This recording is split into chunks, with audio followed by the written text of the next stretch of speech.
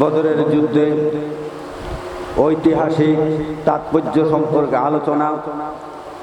আজকের এই সবার সম্মানিত সভাপতি দিগার মুআজ্জাজ মুকাররাম মুহতারাম উলামায়ে কেরাম, আজকে আমাদের সবার সামনে এটা ঐতিহ্যবাহী স্মরণীয় একটা জিনিস আমাদের সামনে রয়েছে, সেটা হলো বদরের যুদ্ধ।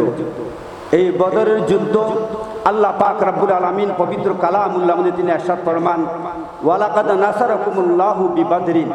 আল্লাহ পাক রব্বুল আলামিন তোমাদেরকে সাহায্য করেছেন বদরের যুদ্ধে।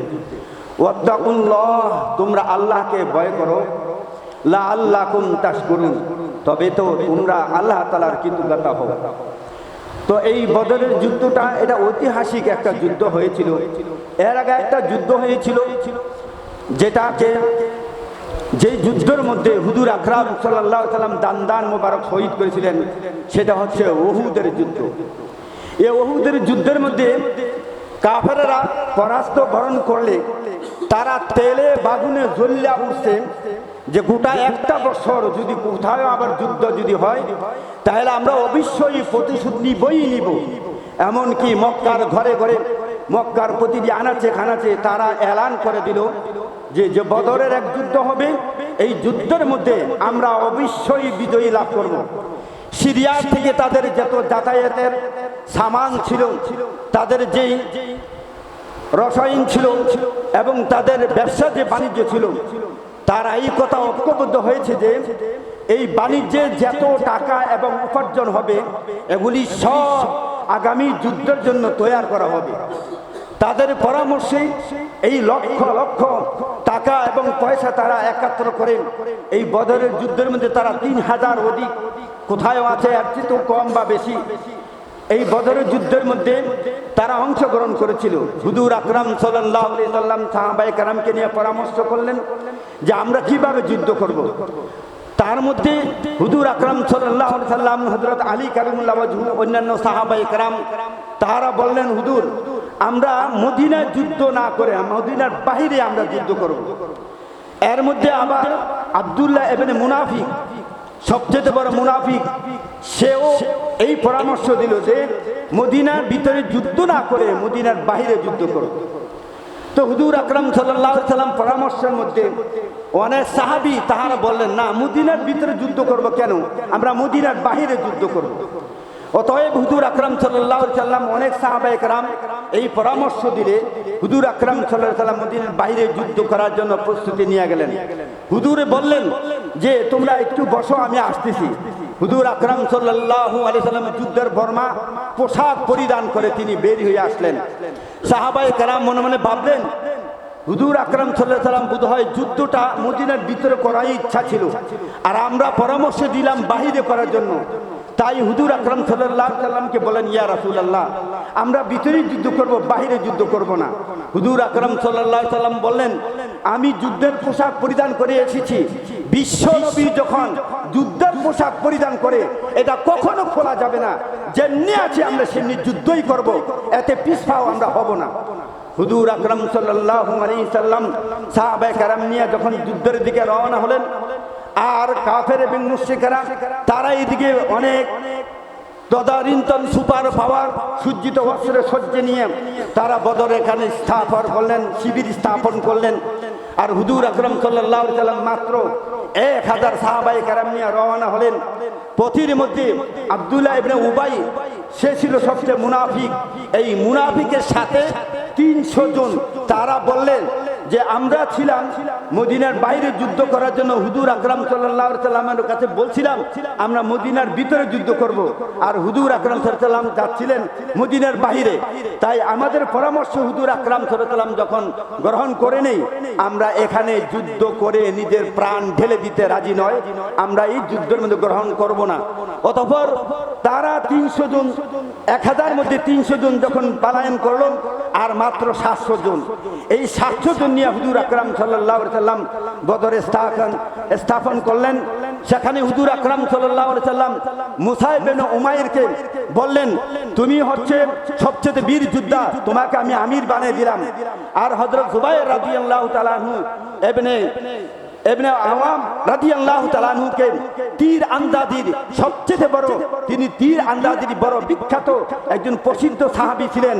তাকেও হুজুর আকরাম সাল্লাল্লাহু আলাইহি ওয়াসাল্লাম বললেন, যুদ্ধের মধ্যে কিভাবে তীর নিক্ষেপ করতে হয় তুমি প্রশিক্ষণ প্রাপ্ত, তুমি তাদেরকে শিক্ষা অর্জন করবে। আর হযরত আমির হামজা রাদিয়াল্লাহু তাআলা আনহুকে বললেন যে তুমি এখানের সেনাপতি হিসাবে তুমি তাদেরকে পরিচালনা করবে। হুজুর আকরাম সাল্লাল্লাহু আলাইহি ওয়াসাল্লাম তিনজনকে সেনা বানায়া অতঃপর বললেন যে এই গিরিপথ তোমরা কখনো ছাড়বে না। এই গিরিপথের মধ্যে 50 জন সাহাবায়ে কেরামকে হুজুর আকরাম সাল্লাল্লাহু আলাইহি ওয়াসাল্লাম স্টার বাহিনী এদেরকে বানিয়ে রাখলেন। তার মধ্যে হযরত জুবাইর রাদিয়াল্লাহু তাআলা আনহুকে ওনাকে এই 50 জনের নেতৃত্বে দিয়ে দিলেন, আমরা যুদ্ধ পরাস্ত বরণ করি আর বিজয় করি, তোমরা কখনো গৃহপথ ছাড়বে না, এখানে তোমরা অবস্থান করবে। প্রাথমিক পর্যায়ে যখন যুদ্ধ হয়ে গেল, যুদ্ধের মধ্যে দেখা গেল কাফেরেরা আর টিকতে পারল না, তারা পিছপাও হতে লাগলো আর সাহাবায়ে কেরাম ধাওয়া করতে লাগলেন। তারা সকলেই পলায়ন করলেন, যুদ্ধের ময়দানে আর একজনও ছিল না। তাই তারা যুদ্ধের ময়দানে যারা যুদ্ধ করেছিলেন তাদের কিছু যে অস্ত্র এবং সজ্জিত ইত্যাদি ছিল এগুলি গনিমতের মাল তারা টুকাইতে আরম্ভ করলো।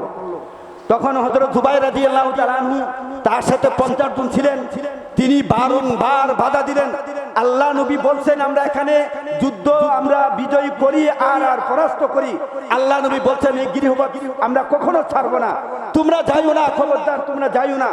হযরত জুবাইর রাদিয়াল্লাহু তাআলা আনহু তাদেরকে বারংবার নিষেধ করলেন, কিন্তু তারা দেখলেন ময়দানের মধ্যে কোনো কাফের নাই, তাই এখানে থাকার কোনো প্রয়োজন নাই। এই কথা মনে করে তারা যখন ভিতরে চলে গেল আর গনিমতের মাল ঠুকাতে আরম্ভ করলো, ওই দিক দিয়ে হযরতে এই খালিদ ইবনে ওলীদ রাদিয়াল্লাহু তাআলা আনহু তিনি তখন মুসলমান ছিলেন না, আর আব্দুল্লাহ ইবনে উবাই তারা একাত্র হয়ে দেখলেন গিরিপথের মধ্যে মাত্র 6 জন ছিলেন। এই 6 জন উপর তারা এমন ভাবে আক্রমণ করলো, তারা 6 জন শাহাদাত বরণ করেছেন। এরপরে তারা এমন ভাবে ঝাঁপিয়ে মুসলমানদের উপর পড়ে গেল, মুসলমানের উপর তীর মারতেছে, তরবারি মারতেছে, তারা বিচ্ছিন্ন হয়ে গেছে, কে কারে মারতেছে তাদের হিতাকাঙ্ক্ষী তারা হারিয়ে ফেলছিল। এর মধ্যে হুজুর আকরাম সাল্লাল্লাহু আলাইহি ওয়াসাল্লাম আহত হয়ে গেলেন। আর এদিকে কাফের মুশরিকরা শয়তানে এই কথা প্রচারণ করে দিলেন যে হুজুর আকরাম সাল্লাল্লাহু আলাইহি ওয়াসাল্লাম শাহাদাত বরণ করেছেন, কুতিলা মুহাম্মদ সাল্লাল্লাহু আলাইহি ওয়াসাল্লাম হত্যা হয়েছেন, নিহত হয়েছেন। হুজুর আকরাম সাল্লাল্লাহু আলাইহি ওয়াসাল্লাম এই কথা যখন শ্রবণ করলেন, সাহাবায়ে কেরাম তারা পায়ের নিচে মাটির আর তলায় ছিল না, তার হতভম্ব হয়ে গেল। হুজুর আকরাম সাল্লাল্লাহু আলাইহি ওয়াসাল্লাম তালাশ করতে আরম্ভ করে দিলেন। দেখেন আল্লাহর নবী এক গুহার মধ্যে পড়েছিলেন, তাই হুজুরকে দেখে সবাই সুশীর নিঃশ্বাস ফেলে দিলেন এবং বললেন আমাদের বিশ্ব নবী প্রিয় নবী এখনো জিন্দা আছে। হুজুর আকরাম সাল্লাল্লাহু আলাইহি ওয়াসাল্লাম আহত অবস্থায় উনি দাঁড়ালেন এবং উনাকে পানি পান করালেন। এরপরে হুজুর বললেন আমার জন্য কে শাহাদাত বরণ করতে পারবে? এক সাহাবী বললেন হুজুর আমি পারুম। তাহলে কাফেরদের বিরুদ্ধে তোমরা ঝাঁপিয়ে পড়ো। এক সাহাবী তাদেরকে কয়েকজন হত্যা করে নিজে শাহাদাত বরণ করলেন। হুজুর এরপরে বললেন আমার জন্য কে শাহাদাত বরণ করতে পারবে? আরেক সাহাবী বললেন হুজুর আমি পারুম। তাই ওই সাহাবী তিনিও কাফেরদেরকে অতর্কিতভাবে হামলা করে তাদেরকে দুনিয়া থেকে চির বিদায় হয়ে তিনি নিজেও শাহাদাত বরণ করলেন। অতঃপর হযরত তালহা রাদিয়াল্লাহু তাআলা আনহু হুজুর আকরাম সাল্লাল্লাহু আলাইহি ওয়াসাল্লাম তরবারি হিসেবে হুজুর আকরাম সাল্লাল্লাহু আলাইহি ওয়াসাল্লামকে এইভাবে উনাকে তরবারি যেন না পড়তে পারে, তীর যেন না পড়তে পারে, হযরত তালহা রাদিয়াল্লাহু তাআলা আনহু ডাল স্বরূপ আল্লাহর নবীকে হেফাজত করলেন। অতঃপর হুজুর বললেন এইবার কে পারো আমার জন্য জীবন দেওয়ার জন্য? হযরত তালহা রাদিয়াল্লাহু তাআলা আনহু বলেন ইয়া রাসূলুল্লাহ আমি পারুম। হুজুর আকরাম সাল্লাল্লাহু আলাইহি ওয়াসাল্লাম বললেন না তুমি না। আরেকজন সাহাবী গেলেন, এরপরে উনিও কয়েকজন কাফের এবং মুশরিক তাদেরকে জাহান্নামে নিক্ষেপ করে তিনি নিজেও শাহাদাত বরণ করেছিলেন। এরপর সাহাবায়ে কেরাম তারা সকলে একত্র হয়ে তারা যখন নারায়ে তাকবীর মিলে আল্লাহু আকবার ধ্বনি দিয়ে কাফের মুশরিকদের ঝাঁপিয়ে পড়লেন, কাফের মুশরিকরা তারা পিছু পাও দিয়ে তারা সকলে পলায়ন করতে আরম্ভ করে দিলেন। এর কিছুক্ষণ পর আল্লাহ পাক রব্বুল আলামিন বিজয়ী পতাকা বদরের যুদ্ধে আল্লাহর নবী হাতে তুলে দিলেন। সকলে বলেন আলহামদুলিল্লাহ। প্রাথমিক পর্যায়ে তারা পরাস্ত বরণ করেছেন একমাত্র একটাই হুজুর আকরাম সাল্লাল্লাহু আলাইহি সাল্লাম যেটা নিষেধ করেছিলেন। এই নিষেধাজ্ঞা আমরা প্রত্যাহার করার কারণে মুসলমান কিছু সংখ্যক তারা আহত হয়েছিল, নিহত হয়েছিল। তার মধ্যে 17 জন তারা আহত হয়েছিল এবং নিহত হয়েছিল। এরকম ভাবে আল্লাহর নবীর কথা যদি আমরা প্রতিটি কাজে কাজে যদি আমরা মানতে থাকি, আল্লাহ নবীর সুন্নাহ যদি আমরা আমল যদি করতে পারি, তাহলে কাফের মুশরিক আমাদের উপর, মুসলমানদের উপর চোখ তাকানো থাক দূরের কথা, চোখ উত্তোলন করতে তারা পারবে না, আমাদের উপর হামলা করতে পারবে না। তাই আমরা নবীর সুন্নাহ যদি আঁকড়ে ধরতে পারি আর আল্লাহর হাবিবের সুন্নতের উপর আমল যদি করতে পারি, আল্লাহ পাক অবশ্যই আমাদেরকে বিজয়ী লাভ করবেন। ওয়া আখিরু দাওয়ানা আনিল হামদুলিল্লাহি রাব্বিল আলামিন।